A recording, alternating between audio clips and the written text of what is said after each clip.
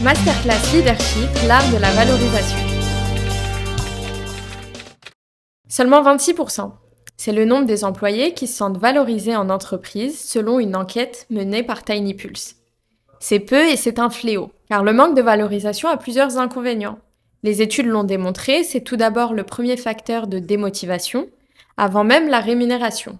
Le manque de valorisation augmente aussi les risques associés à la détresse psychologique comme le stress, l'anxiété, la dépression, voire même, dans le pire des cas, le burn-out. Et dans le cas d'une exposition prolongée, le manque de valorisation ira jusqu'à augmenter le risque de maladies cardiovasculaires. Pourtant, une action simple pourrait y remédier. Pas de suspense, la réponse est dans le titre de cette vidéo, c'est le fait justement de valoriser. Et promis, ça n'est pas si compliqué que ça. La définition est la suivante, c'est l'action de féliciter, d'encourager et de célébrer les bons comportements, les résultats de nos collègues, ainsi que leurs échecs. Basique, simple, n'est-ce pas? Alors pourquoi ce fléau persiste-t-il en entreprise?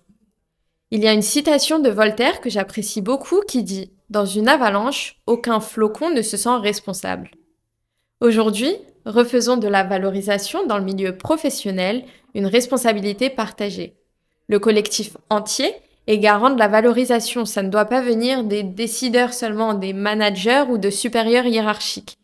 C'est une action qui doit se faire peer-to-peer, de collègue à collègue, sans distinction de rôle ni de quoi que ce soit. Dès maintenant, sentez-vous garant de la valorisation sur votre lieu de travail et prenez l'habitude de valoriser les éléments suivants.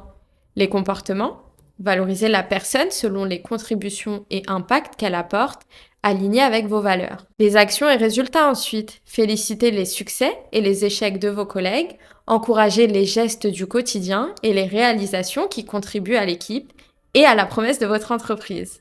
Les événements ensuite, célébrez la vie de vos collègues, temps forts, anniversaires, mariages, fêtes, etc. Et enfin, les moments de qualité, les échanges, points de coaching, journées de team building, etc. Mais attention, valoriser ne fait pas de vous des bisounours dans un monde cupcake vanille. Bien au contraire. La valorisation est une science dont voici les 5 conditions. Être authentique, rien ne sert de mentir, votre message doit être honnête et venir du cœur. Félicitez les faits ensuite, rappelez les actions concrètes que vous souhaitez valoriser pour ensuite exprimer votre ressenti, c'est-à-dire les émotions que vous ont procuré ces actions, ce qu'elles ont créé en vous. Il est important aussi de valoriser au moment opportun, et souvent c'est comme un merci, ça a plus de sens lorsque c'est fait sur le coup ou dans un temps assez court. Enfin, et ça c'est une condition qui tient à cœur à GoMind, valoriser de manière publique. C'est agréable et ça encourage le groupe à faire de même. Alors, prêt à passer à l'action?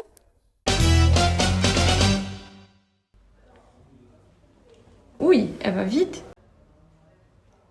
Ah mais les études l'ont purée, mais maintenant c'est trop lent.